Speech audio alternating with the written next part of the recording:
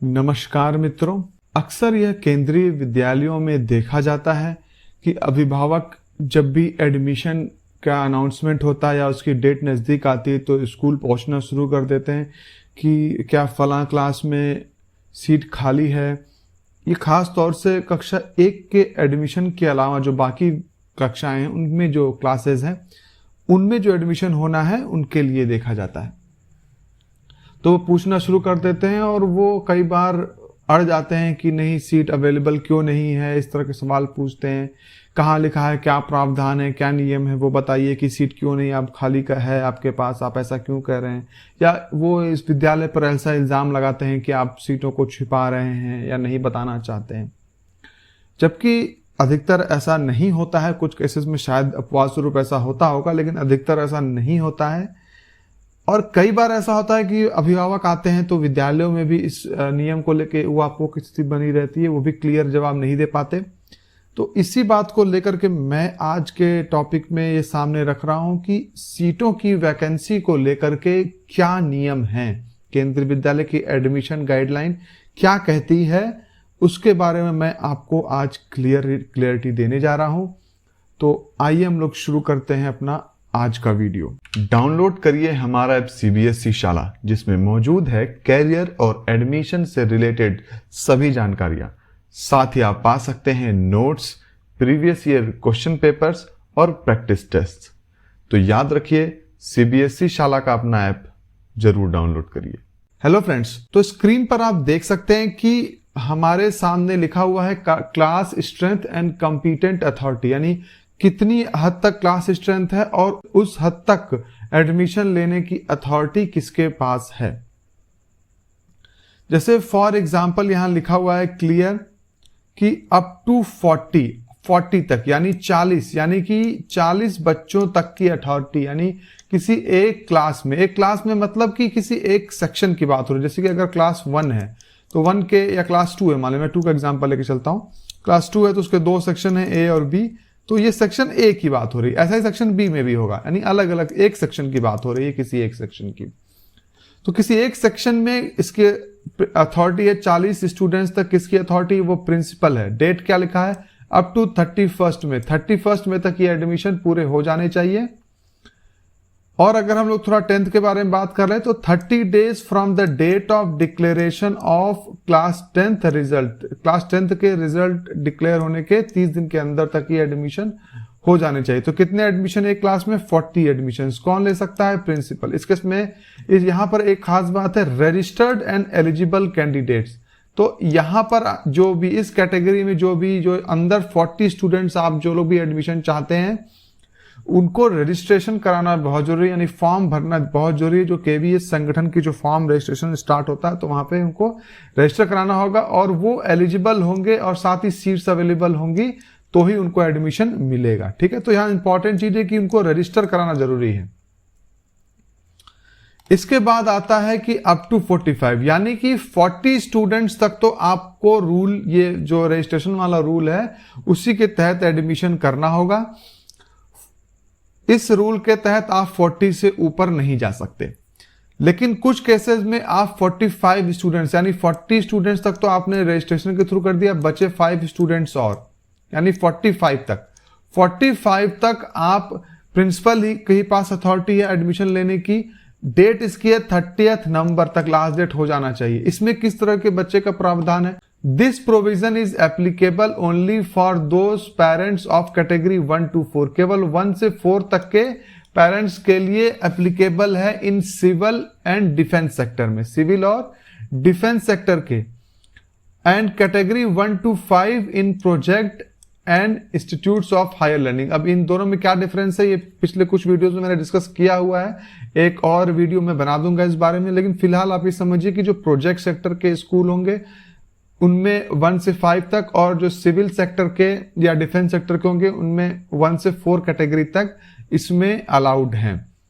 तो क्या सभी अलाउड हैं? नहीं, ऐसा नहीं है। केवल वो स्टूडेंट जिनका कि पिछले साल या इस एकेडमिक ईयर में transferred during the previous year or current academic year, वर्तमान एकेडमिक ईयर में या पिछले साल उनका ट्रांसफर हुआ हो, यानी किसी जिन पेरेंट्स का ट्रांसफर हुआ और इस ट्रांसफर की प्रक्रिया के कारण वो जो नॉर्मल एडमिशन का प्रोसेस होता है वहां से वो मिस कर गए, या नॉर्मल एडमिशन की प्रोसेस कंप्लीट होने के बाद उनका ट्रांसफर हुआ, तो अब मान लीजिए 1 महीने बाद ट्रांसफर हो रहा है, 1 महीने तक ये एडमिशन की प्रक्रिया चलती है, 2 महीने तक मान लीजिए, तो उसके बाद ट्रांसफर हो रहा, तो अभी 10 महीने साल के बचे, तो क्या उनका बच्चा पढ़ाई नहीं कर सकता या नहीं करेगा?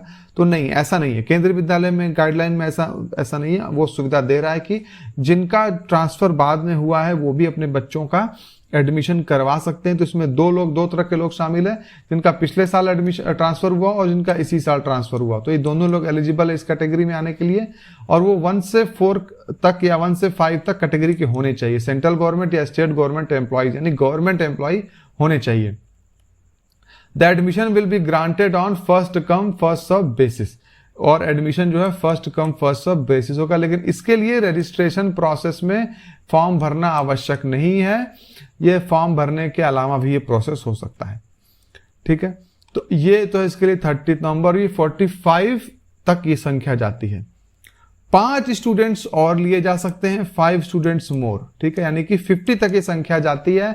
प्रिंसिपल ही इसका भी एडमिशन लेते हैं और इसका भी डेट 30 नवंबर ही है। इसमें कौन कौन आता है? इसमें डिफेंस पर्सनल। अब ये डिफेंस पर्सनल के लिए खास तौर से ये कैटेगरी बनाई गई है। Army, navy, air force who has been transferred or retired during the previous year or current academic session, जिनका पिछले साल में ट्रांसफर हुआ हो या रिटायरमेंट हुआ हो, वही इसमें इस प्रक्रिया में वो डिफेंस पर्सनल इसमें भाग ले सकते हैं। The admission will be granted on first come first serve basis. ठीक है, तो आम पब्लिक के लिए जो एडमिशन की जो संख्या है हम कह सकते हैं वो कहां तक है? वो है 40 नंबर तक। 40 स्टूडेंट्स तक शामिल किया जाएगा आम पब्लिक को एडमिशन के प्रोसेस में। लेकिन अगर वो कैटेगरी 1 से 4 तक या 1 से 5 तक का है, यानी गवर्नमेंट सेक्टर का एम्प्लॉय है, चाहे वो सेंट्रल का हो चाहे स्टेट का हो, और उसका ट्रांसफर इस साल हुआ है या पिछले साल हुआ है, तो उसे हम 45 नंबर तक यानी 5 स्टूडेंट्स ऐसे और किसी एक क्लास में एडमिशन दिए जा सकते हैं। ओके, इसके अलावा अगर वो डिफेंस सेक्टर का है, बच्चा है, उसके पेरेंट्स हैं डिफेंस सेक्टर में हैं, तो ऐसे स्टूडेंट्स को 5 स्टूडेंट्स और लिए जा सकता है, यानी 50 नंबर तक भी एडमिशन हो सकता है, बशर्ते उनका भी ट्रांसफर इस साल या रिटायरमेंट इस साल या पिछले साल हुआ हो। इसके अलावा कुछ स्पेशल प्रोविजंस भी हैं, जिनकी की जो एडमिशन है वो over and above the class strength मानी जाती है। यानी कि जो अभी मैंने आपको 40, 45 और 50 का आंकड़ा बताया, उसको अगर हम क्लास स्ट्रेंथ माने तो उसके अबव वो चाहे जो भी इस स्ट्रेंथ के ऊपर मानी जाती है, जो कुछ एडमिशन्स लिए जा सकते हैं। वो कौन कौन से हैं? जैसे children and dependent grandchildren of honourable member of parliament. Member of parliament है, एमपीज हैं, तो उनके बच्चे और grandchildren. Children and grandchildren of serving and retired KVS employee, तो केवीएस एम्प्लॉयज हैं तो उनके बच्चे और ग्रैंड चिल्ड्रंस भी। ठीक है, ऐसे ही जीट के एम्प्लॉयज हैं तो उनके बच्चे और ग्रैंड चिल्ड्रन, ये सब इसमें आ सकते हैं अगर सीट खाली है तो। Children of central government employees who die in harness. ठीक है, तो जिनकी मृत्यु हो गई है और जो मतलब अपनी ड्यूटी पर ऐसा है, तो उनकी एम्प्लॉयज, उनके बच्चे। फिर children of recipients of the Paramvir Chakra, Mahavir चक्र, वीर चक्र, अशोक चक्र, या मतलब आप कह सकते हैं कि जो भी सेना में या थल सेना में, जल सेना में जो भी सम्मानित हैं, जिनको चक्र मिले हुए हैं, उनके बच्चे भी इसमें एडमिट किए जा सकते हैं। ये सारे जो मैं लिस्ट बता रहा हूँ ये स्पेशल प्रोविजन है। ठीक है, आप देख सकते हैं ये स्पेशल प्रोविजन है, और ये over and above the class strength, यानी कि क्लास स्ट्रेंथ अगर 45 भी पहुंच गई है तो भी इनकी एडमिशन्स होंगे, इसमें कोई इनमें बाधा नहीं आएगी। Children of recipient of the president's medal of gallantry and police award, तो इस तरह के जो केसेस हैं ये सारे इसमें। रेसिपिएंट्स ऑफ द राष्ट्रपति पुरस्कार in scout guide. Meritorious sports children जो हैं, जिनको फर्स्ट, सेकंड और थर्ड पोजीशन मिली है CGFI या CBSE या नेशनल और स्टेट लेवल गेम्स में रिकॉग्नाइज्ड बाय द गवर्नमेंट, उनको भी यहाँ पे मिल सकता है admission. Single girl child in class 1 and class 6 onwards, class 1 में सिंगल गर्ल चाइल्ड को मिल सकता है और 6 और उससे अधिक में।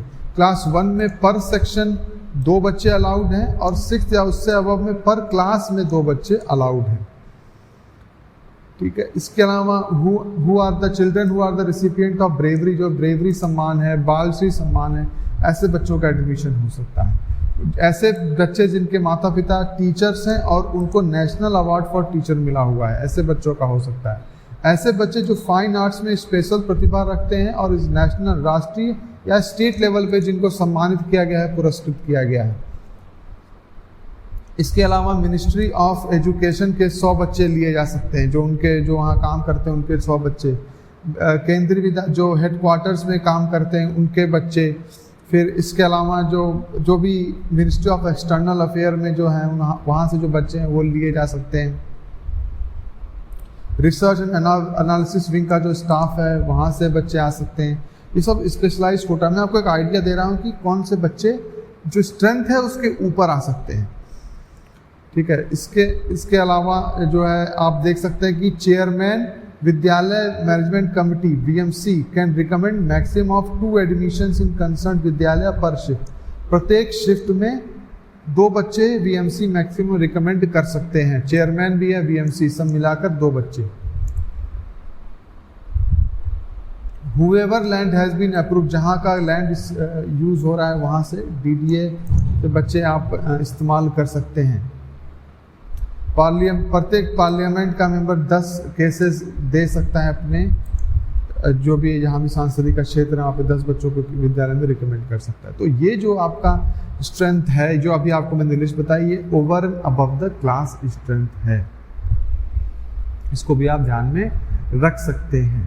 तो ये इससे आपको समझ में आ जाएगा कि कहाँ पर क्या प्रोविजन का इस्तेमाल करना है।